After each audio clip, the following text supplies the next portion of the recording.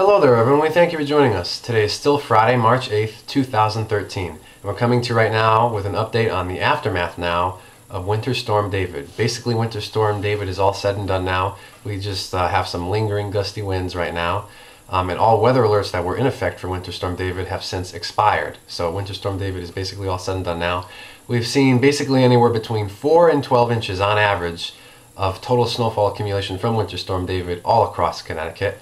And what we're going to be talking about now is we're going to be talking about power outages caused by Winter Storm David, and we're going to be talking about some serious flooding that is going on right now on the Connecticut shoreline due to Winter Storm David.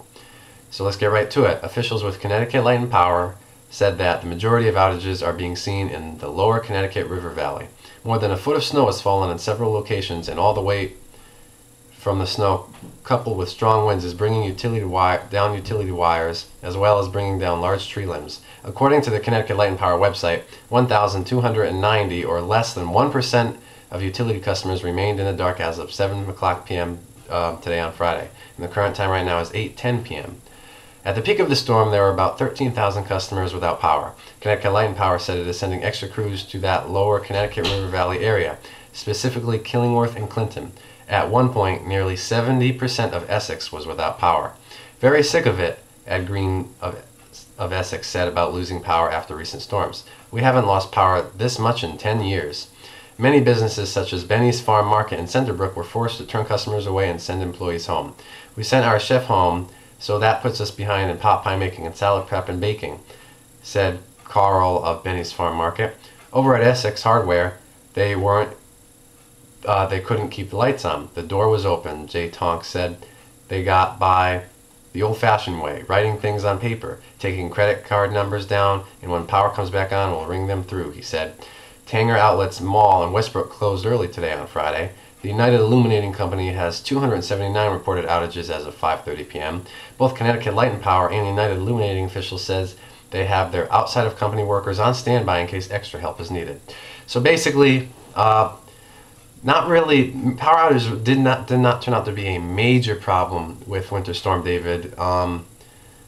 But if you don't have power right now, they are working on it right now. And really, before the weekend's over, everyone should have their power back. So, but again, like I just said, really not that many people lost power from the storm. Power outages were not a major problem at all with the storm, which is always a good thing. And I mean, I know if you don't have power right now, me saying that doesn't make you feel any better, but they are working on it if you don't have power right now. Alright, so now let's talk about some flooding going on along the Connecticut shoreline. The snow and wind have been the big story for most of the state, but along the shoreline, it was also the tidal surges. Winter Storm David dropped plenty of snow across the state. However, that was the least of their concerns for residents in East Haven because it was the water from Long Island Sound that caused them problems. Friday morning's high tide pushed water into several East Haven streets, leaving people with all sorts of things to worry about. Right now, this is a little worrisome for us, said Janelle Chong of East Haven, but we're also a little concerned because none of us have big cars with four-wheel drive.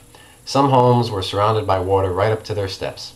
The area has a history of flooding, especially since Hurricane Irene and Superstorm Sandy hit. State Senator Len Fanzo, who represents East Haven, is trying to get legislation passed that would allow these homeowners to better protect themselves using seawalls.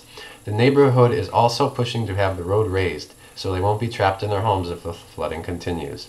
But with the ongoing problems, residents said they're committed to staying. I love the beach and can't live without it, Chong said. It's fine with me. So basically, that's really all that's going on with Winter Storm David right now. Winter Storm David, like I said, is basically just over. We do have, some wind out there right now. It's still pretty windy out there, but other than that, we're basically all done. We're not going to be getting any additional snowfall. And we're really looking at a beautiful weekend this weekend with temperatures near 50 degrees for Saturday and Sunday, and even on Monday too, with no precipitation expected over the weekend. So some beautiful weather to kind of finish up cleaning up from this storm. That's really it. So I don't really see the need to do another update video on this storm because that's really all that's going on with this storm. So we will see you next Wednesday, March 13th, for the Matt's Weather Weekly Weather News, where we will have a guest, my brother Zach, joining us on the Weather News this upcoming Wednesday, March 13th, on his birthday. So we will see you then.